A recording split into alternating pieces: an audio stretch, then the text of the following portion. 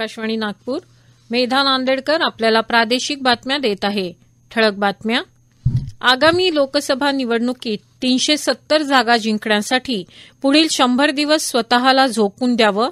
पंतप्रधान नरेंद्र मोदी यांचं भाजपा कार्यकर्त्यांना आवाहन. नागपुरात आजपासून 9 दिवसीय महालक्ष्मी सरस प्रदर्शनाला सुरुवात. महिला बचत गटाचे अनेक स्टॉल नागरिकांना पाहायला मिळणार.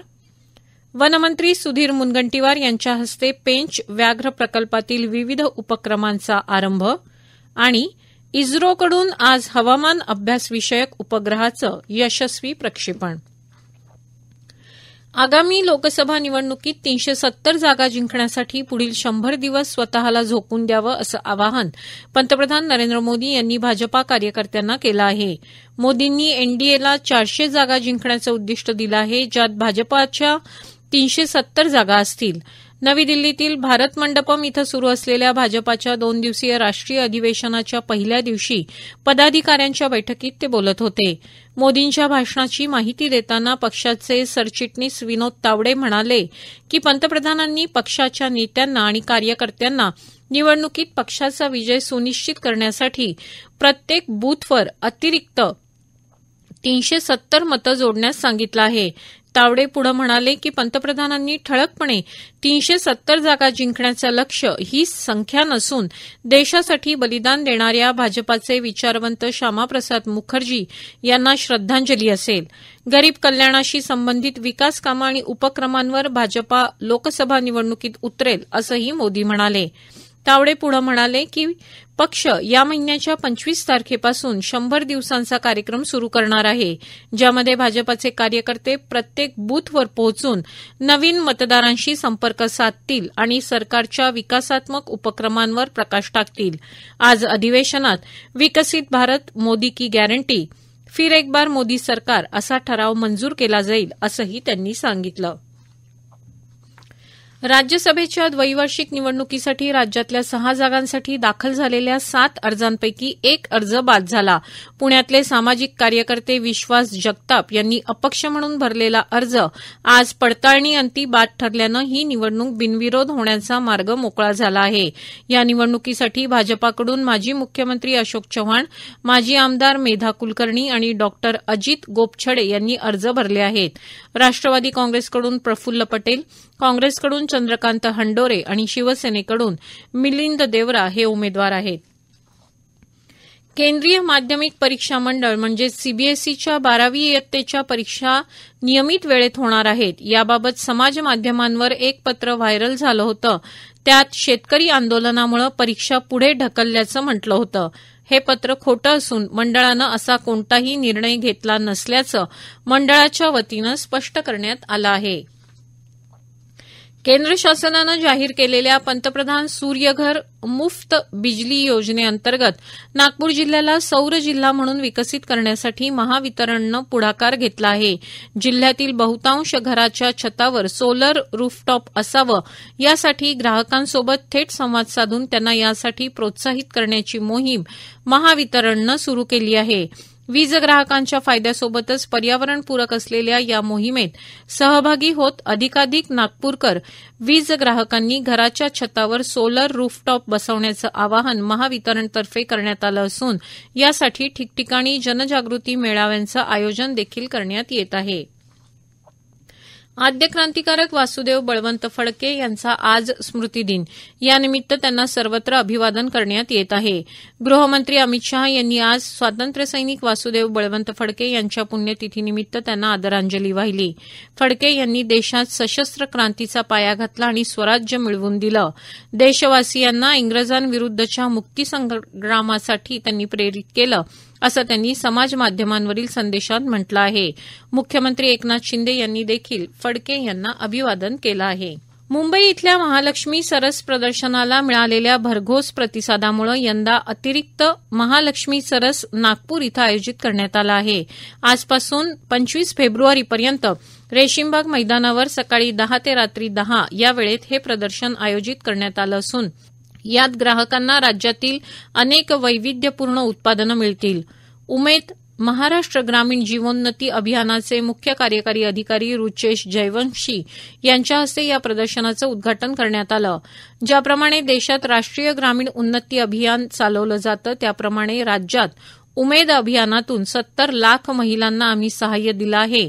त्यापैकी 15 लाख महिलांना आम्ही लखपती दिदी बनवलं असून त्यांना स्वावलंबी केलं आहे, असं जयवंशी यांनी यावेळी सांगितलं. नागपूरच्या महालक्ष्मी सरसमध्ये राज्य पातळीवरील निवडक सुमारे 300 स्टॉल असतील. राज्यातील प्रत्येक जिल्ह्याला संधी दिली असून यात नागपूर जिल्ह्याचे 11 स्टॉल्स असणार आहेत. नागपूर जिल्ह्यातील भिवापुरी मिरचीनं महाराष्ट्राचं लक्ष वेधलं असून याचाही स्टॉल राहणार आहे. याचबरोबर गडचिरोलीच्या वन बांबू उत्पादनांसह कोल्हापुरी चप्पल, पैठणी, कोकणची खेळणी या वस्तू ग्राहकांना उपलब्ध होतील. दिवसाला 25,000 नागरिक प्रदर्शनाला भेट देतील असा अंदाज घेऊन नियोजन केलं जात आहे. महिला सशक्तीकरणाचा संकल्प साध्य करण्यासाठी महिलांना उद्यमशीलतेचे धडे सुद्धा या प्रदर्शनाच्या माध्यमातून देण्यात येतील. या प्रादेशिक बातम्या आपण आकाशवाणीच्या नागपूर केंद्रावरून ऐकत आहात. पर्यावरण आणि मानवी समाजाच्या विकासात वने, वन्यजीवांचं अनन्यसाधारण महत्व असून त्यांच्या संवर्धनासाठी जनतेनं पुढाकार घ्यावा असं आवाहन राज्याचे वनमंत्री सुधीर मुनगंटीवार यांनी काल पेंच व्याघ्र प्रकल्पात विविध विकासात्मक कामं आणि उपक्रमांच्या उद्घाटन प्रसंगी केलं. मुनगंटीवार यांच्या हस्ते पेंच व्याघ्र प्रकल्पातील खुर्सापार नूतन सफारी गेट, कोलितमारा इथं परमोटरिंग आणि हॉट एअर बलून हा साहसी क्रीडा उपक्रम, वाघोली तलाव इथं डार्क स्काय प्रकल्प आणि हत्ती कॅम्प सिल्लारी इथं पर्यावरणपूरक पेयजल प्रकल्पाचं उद्घाटन यासह विविध उपक्रमांचा प्रारंभ झाला. त्याप्रसंगी ते बोलत होते. या कार्यक्रमात आवळेघाट येथील स्वराज्य दुग्ध संकलन केंद्र, नागलवाडी येथील प्रगती अगरबत्ती निर्माण केंद्र, सुवरधरा येथील शिलाई केंद्र, नरहर येथील वंदे मातरम वन ई सेवा केंद्र आणि जटायू संवर्धन प्रकल्पाचं मुनगंटीवार यांच्या हस्ते आभासी पद्धतीनं उद्घाटन करण्यात आलं. येत्या 1 ते 3 मार्च दरम्यान चंद्रपूर इथं ताडोबा महोत्सव आयोजित करण्यात येणार असून देशभरातील वनमंत्री यात सहभागी होणार असल्याचंही त्यांनी सांगितलं. इस्रोनं आज श्रीहरिकोटा इथल्या सतीश धवन अंतराळ केंद्रातून जीएसएलव्हीच्या माध्यमातून आपल्या हवामानविषयक उपग्रहाचं यशस्वी प्रक्षेपण केलं. नॉटी बॉय या टोपण नावानं संबोधल्या जाणाऱ्या क्षेपणास्त्राच्या माध्यमातून हे प्रक्षेपण झालं.